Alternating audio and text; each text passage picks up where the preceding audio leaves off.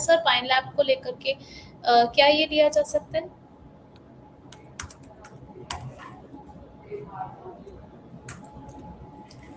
Pine lab लिया जा सकता है ट्रेडिंग बेस पे।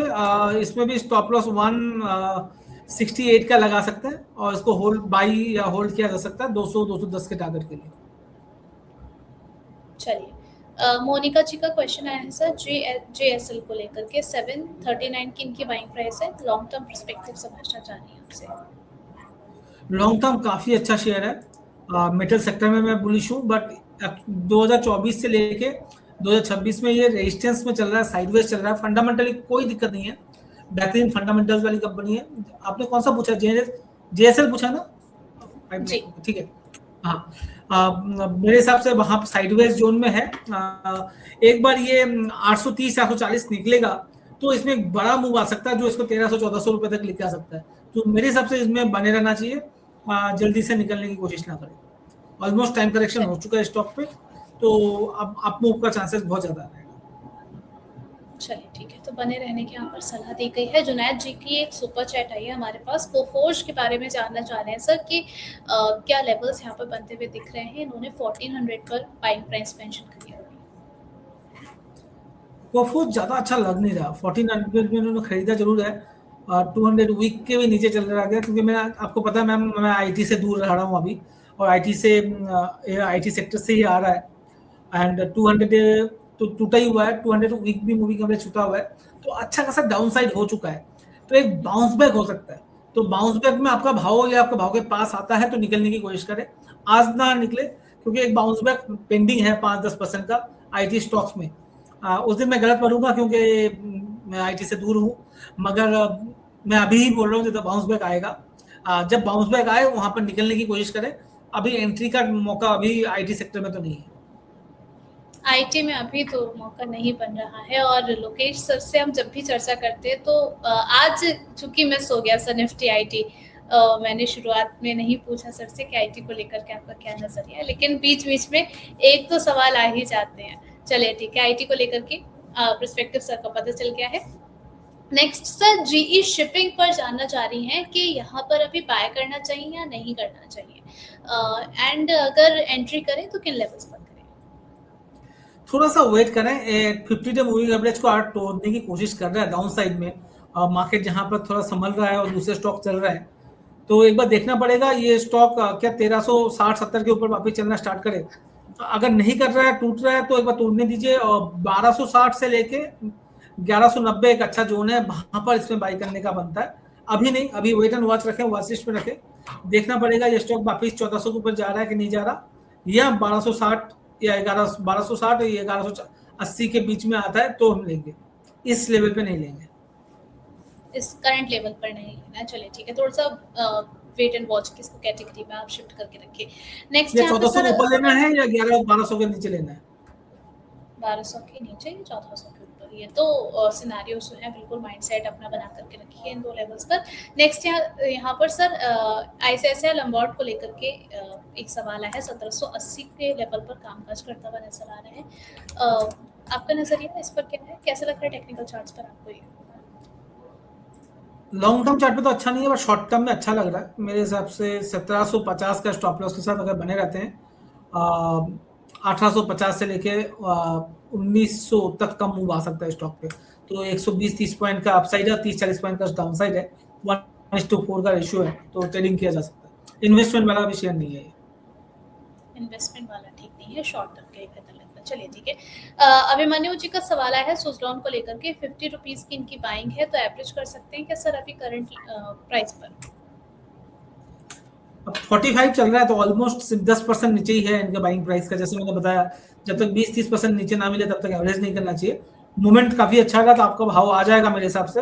और साथ में मैंने जैसे बताया आपको, ग्रीन एनर्जी सेक्टर चल रहा है, मगर उस सेक्टर में मुझे सुजलॉन ज्यादा अच्छा नहीं लगता। तो एक बार 50-55 रुपए आए तो आपको निकलने की कोशिश करनी है। दूसरे ग्रीन एनर्जी सेक्टर जो वैल्यूएशन में सस्ता हो वहां पर जाइए।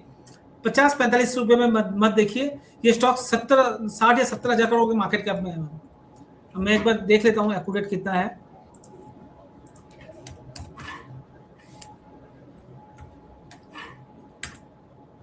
62,000 करोड़ के मार्केट कैप में, 45 रुपीज में, 62,000 करोड़ के मार्केट कैप में, तो छोटी कंपनी नहीं है ये। माइक्रो कैप, मिड कैप से काफी बड़ी बड़ी कंपनी से भी बड़ी है, तो वो आप थोड़ा सा जरूर ध्यान रखिएगा। 45 रुपए के भाव में मत सोचिएगा बहुत सस्ता है या छोटा कंपनी है, नंबर 1। नंबर 2, वैल्यूएशन वाइज भी ठीक ठाक लग रहा है। दूसरे बहुत सारी कंपनीज है तो वो ज़्यादा अच्छे लग रहे हैं, तो ग्रीन एनर्जी सेक्टर में दूसरा का स्टॉक देखेंगे तो ज़्यादा अच्छा मौका मिल सकता है। ओके सर, सानवी जी कह रही है कि गेल इन्होंने खरीदा है 163 के लेवल पर, अभी 153 पर कामकाज करता हुआ नजर आ रहा है, तो क्या इसे लॉन्ग टर्म के लिए होल्ड करना चाहिए या फिर नहीं? लॉन्ग टर्म में होल्ड करे, मुझे थोड़ा सा डाउट ही लग रहा है, क्योंकि लास्ट 7-8 साल से तो स्टॉक चला नहीं है। पीएसयू चले हैं, गवर्नमेंट कंपनी चली है, बट गेल नहीं चला है। अब गेल नहीं चलने का क्या रीजन है? हो सकता है आने वाले टाइम पे गैस सेक्टर चल जाए, उस टाइम पे जैसे मैं बोल रहा था गैस में एक अच्छा खासा अप्रूव आ सकता है आने वाले टाइम पे, पीएनजी हो, एलएनजी हो, इन सब में काम चलेगा, बट वो कब चलेगा अभी बोलना मुश्किल है।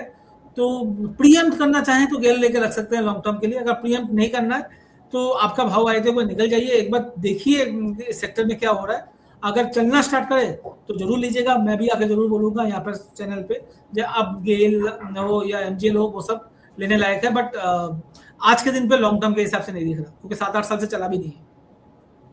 लॉन्ग टर्म के लिए नहीं देख सकते, ठीक है सर। एक और सवाल है क्रेलोस्कर न्यूमैटिक को लेकर के, 1208 पर इन्होंने होल्ड किया हुआ है, तो लॉन्ग टर्म के लिए ये कैसा लग रहा है आपको?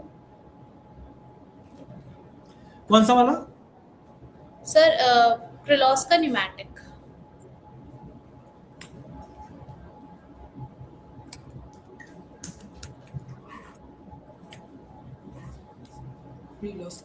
स्पेल बताएंगे मैम, मिल नहीं रहा मुझे जी।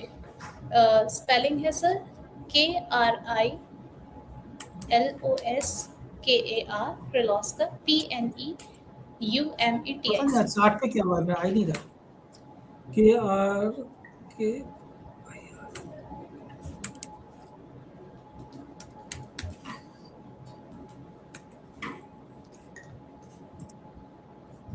या किर्लोस्कर ऑयल इंजन की बात कर रहे हैं, करेक्ट? ये स्टॉक अच्छा लग रहा है, ये स्टॉक काफी अच्छा लग रहा है मेरे हिसाब से। ये स्टॉक अच्छा करने भी वाला है। डिस्क्लेमर है, मेरे पर्सनल पोर्टफोलियो में भी ये स्टॉक है, तो बायसनेस रहेगा, उसके हिसाब से रखिए। मुझे लगता है 1700-1800 जा सकता है, बट मैं टारगेट स्टॉप लॉस नहीं दे रहा हूँ। आप किसी और एनालिस्ट से पूछ लीजिए, क्योंकि मेरे पर्सनल पोर्टफोलियो में है, तो थोड़ा वो सेबी का रिस्ट्रिक्शन रहेगा बात करने में। चलिए, एक आखिरी सवाल यहाँ पर टाटा स्टील के बारे में जान लेते हैं। कमल जी का सवाल है कि यहाँ पर सर सेल प्राइस क्या रहेंगे? कौन सा? टाटा स्टील। टाटा स्टील पे बने रहना चाहिए मेरे हिसाब से, सेल करने की जल्दी ना करें। ये स्टॉक मुझे लगता है 240 तक जा सकता है, तो उसमें आप ध्यान दे सकते हैं।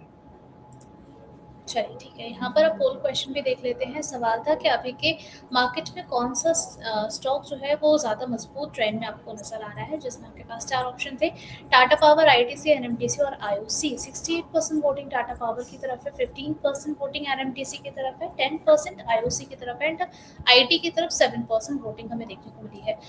सर आपसे भी समझना चाहेंगे मजबूत ट्रेंड इनमें से आपको किसका लग रहा है?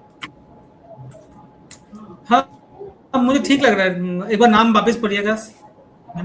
एक आपने टाटा पावर पूछा है? जी, टाटा पावर है, आईटीसी है, एनएमटीसी है, आईओसी है। IOC third, ITC fourth. अगर आपको लेना ही है तो अच्छे के हिसाब से, दोनों मुझे अच्छे नहीं लग रहे, बाकी दोनों मुझे अच्छे लग रहे हैं। एनएमटीसी भी हो और टाटा स्टील भी हो, सॉरी टाटा पावर भी हो। एनएमटीसी और टाटा पावर के नजरिए में ज्यादा स्ट्रॉन्ग नजर आ रहे हैं। चलिए ठीक है, आप इन स्टॉक्स पे अपनी नजर बना करके रख सकते हैं। Thank you so much Lokesh sir हमारे साथ जुड़ने के लिए और हमारे सभी सवालों के जवाब देने के लिए। आपकी तरफ से डिस्क्लेमर चाहिए। थैंक यू मैम बुलाने के लिए। आज थोड़ा सा यहाँ पर थोड़ा सा चल रहा है, तो मैं बार बार मिस कर रहा हूँ आपकी बातें, उसके लिए माफी चाहूँगा। एंड डिस्क्लेमर में इतना ही बोलना चाहूँगा मैम, बहुत सारे स्टॉक होते हैं जो मेरे पर्सनल पोर्टफोलियो में या क्लाइंट के पोर्टफोलियो में हो सकते हैं, तो बायसनेस है तो अपना रिसर्च खुद कर ले, उसके बाद ही बाई सेल का डिसीजन बनाए। चलिए ठीक है, thank you so much Lokesh sir हमारे व्यूअर्स को गाइड करने के लिए, हमारे साथ जुड़ने के लिए। Thank you ma'am, thank you बुलाने के लिए मैम। तो यहाँ पर जितने भी व्यूअर्स आप लोग लोकेश सर को सुन रहे थे, आज उन्होंने आपको गाइड किया है कि आने वाले ट्रेडिंग सेशन में आपको क्या स्ट्रैटेजी फॉलो करके चलनी है, कौन से स्टॉक्स है जहाँ पर आपको नजरें टिका करके रखनी है।